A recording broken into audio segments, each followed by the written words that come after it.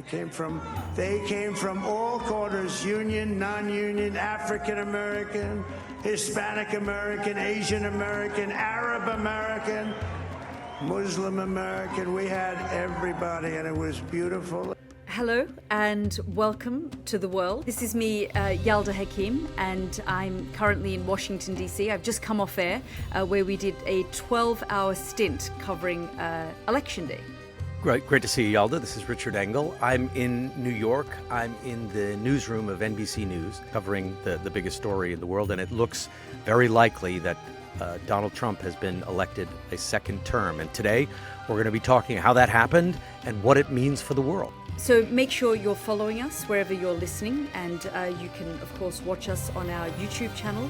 And if you want to send us a question, it's theworld@sky.uk. Thanks for all of your questions so far, and if you haven't subscribed yet, please do.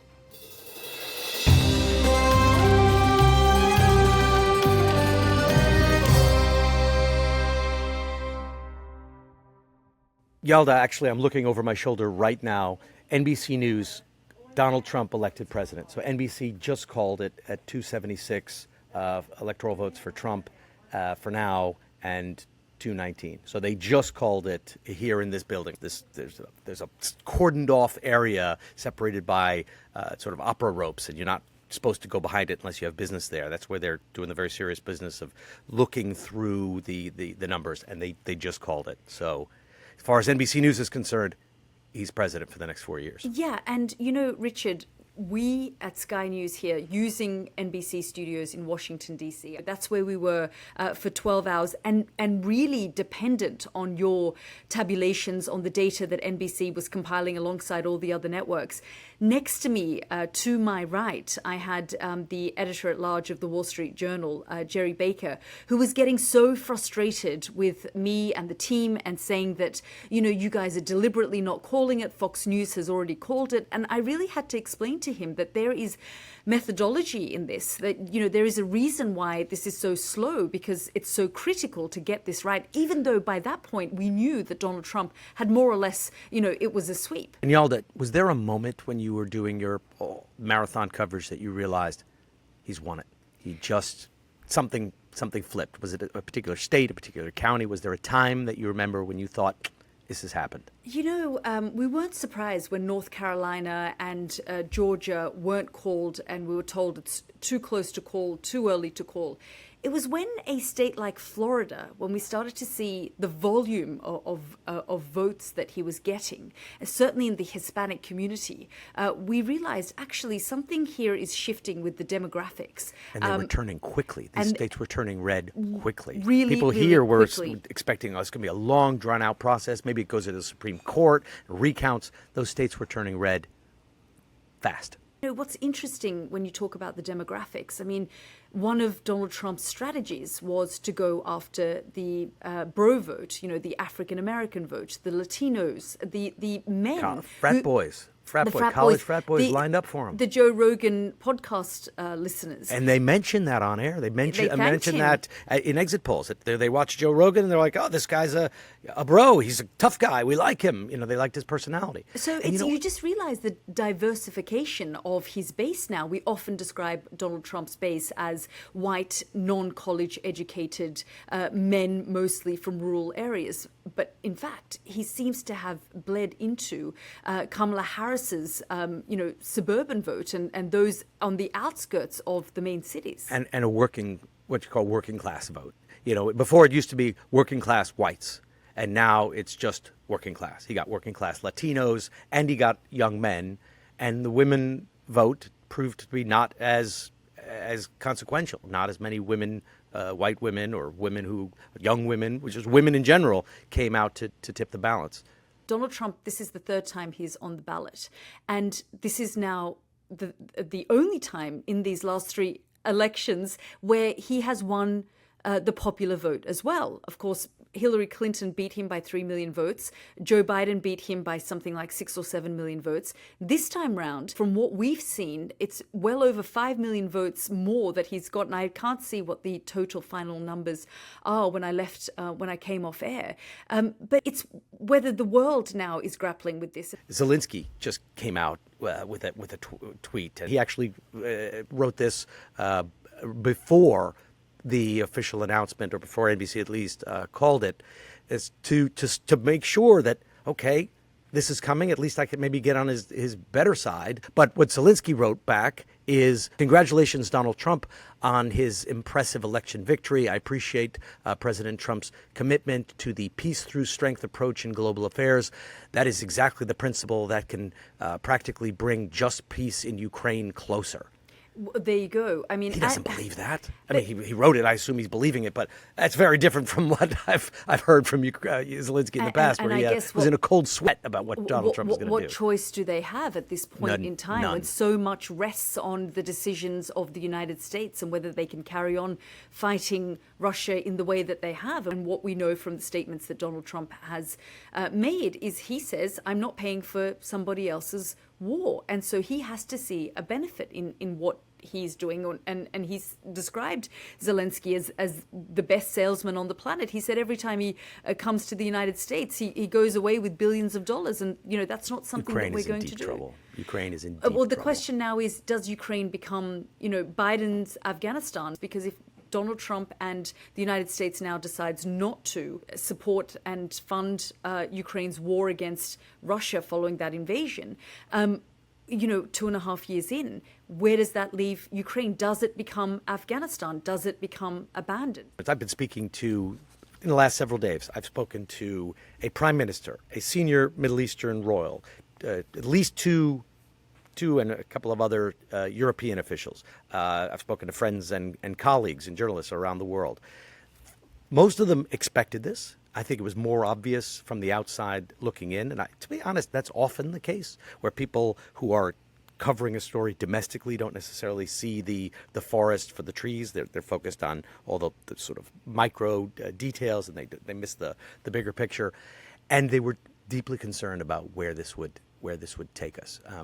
Before we get into what this means for the world, and I wanted you have a network of contacts, and I would love to hear what your people are telling you and what you think about this. Do you want to hear a little bit about how President Trump described what he's going to do in his victory speech? We want to have borders. We want to have security. We want to have things be good, safe. We want great education. We want a strong and powerful military, and ideally we don't have to use it. We had no wars. 4 years we had no wars, except we defeated ISIS. We defeated ISIS in record time, but we had no wars. They said, he will start a war. I'm not going to start a war. I'm going to stop wars. Yeah, just picking up on that statement on stopping wars. I mean, one of the first people to put out a note of congratulations, of course, was Israel's Prime Minister Benjamin Netanyahu, and he wrote more or less at the same time as Volodymyr Zelensky. He wrote, "Congratulations on history's greatest comeback. Your historic return to the White House offers a new beginning for America and a powerful recommitment to the great alliance between Israel and America." And of course, Donald Trump was the president who moved the U.S. embassy from Tel Aviv to Jerusalem. And, of course, the Abraham Accords that he signed with a number of Gulf countries and, sort of strengthened ties between them. And so, of course, Benjamin Netanyahu is now looking to Donald Trump, and he's probably quite pleased with this outcome. Oh, I think he's very but pleased. I'm curious Unlike Zelensky's note, which I think was written under duress, he has no choice but to say, hey, we're going to be great and we're on the same page. We love each other, when that's not clearly the case. I think Netanyahu means this. He's excited about this. I think he'd been banking on this and counting on this. He just fired his defense minister, and Netanyahu's going to feel like his mandate is now going to be fully endorsed by President Trump, by son-in-law Jared Kushner, who hasn't been front and center, but who's still deeply involved in the Middle East and has access to President Trump. So, yeah, I think for for Netanyahu, this is a very big day. Although, Richard, Donald Trump has also told Benjamin Netanyahu to wrap things up in Gaza quickly. And we've also seen in states like Michigan, that key battleground state where there's a large Arab and Muslim population, there were Muslim representatives that came out in support of Donald Trump. And we'll have to see the breakdown of the vote there to see how many Arabs and Muslims in places like Michigan, where the war in Gaza was front and center for them.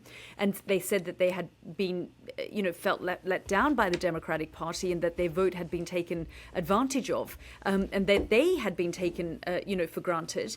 That they moved towards a Donald Trump, and whether Donald Trump will now be able to deliver for them, that will be what's interesting now in this next phase. Yeah, I heard about that, and a lot of the sort of Arab Americans thought they couldn't bring themselves to vote for her in protest to Biden's support for Israel and arming Israel and giving Israel political cover for the war in Gaza.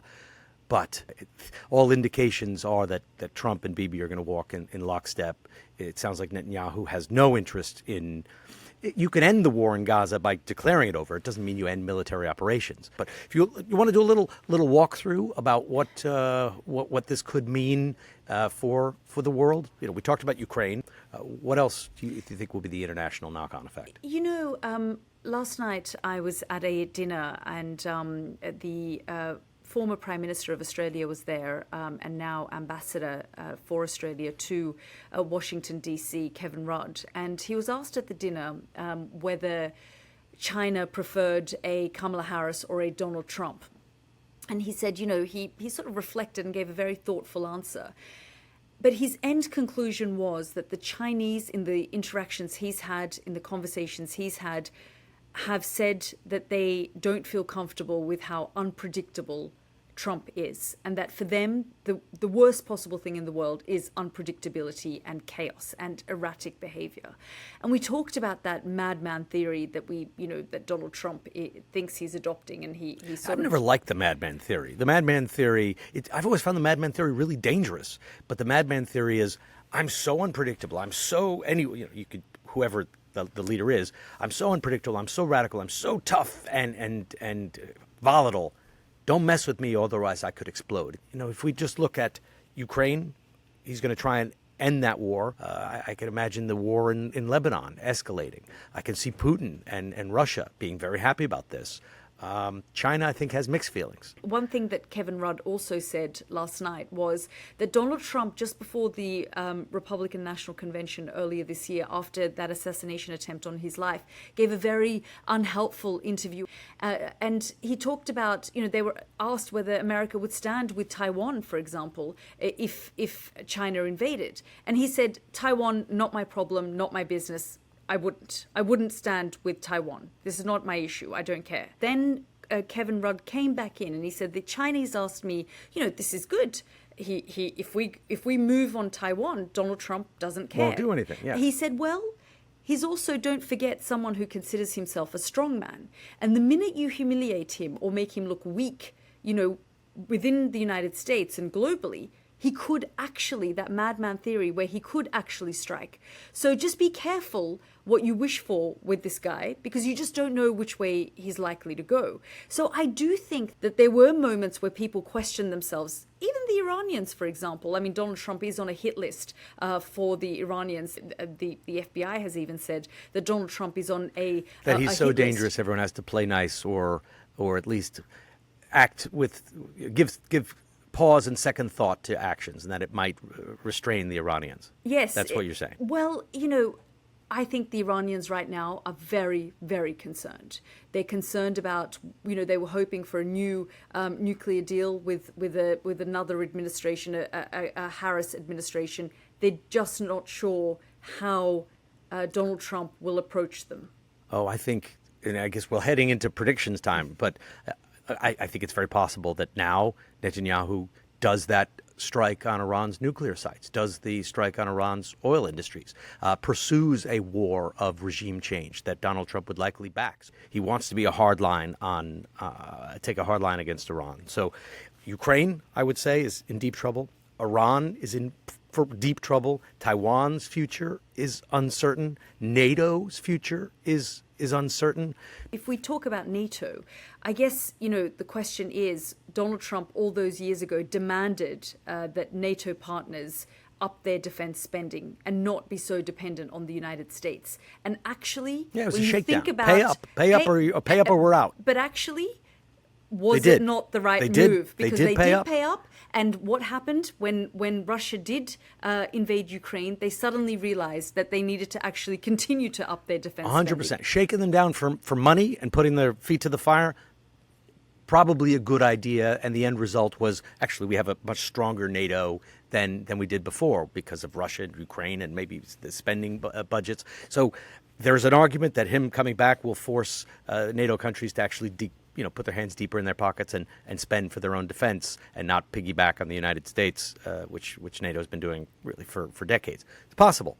But if he doesn't fundamentally believe in the organization, thinks it's a waste of time, and might not commit to protecting another NATO ally, then you can shake them down for money, but if you don't believe the organization, you could actually cripple it. Yeah, and I guess what I would say, my prediction is that I guess as worried as Iran is this evening, I think that perhaps maybe European leaders should be worried too, because Donald Trump, from what we've seen, is concerned mostly about transactions and deals and what he can get out of, he likes deals. And so he isn't going to look at this sort of playing field and think allies and adversaries. He's thinking, where can I get the best deal from? So, Yalda, who's happy tonight in the world and who's sad?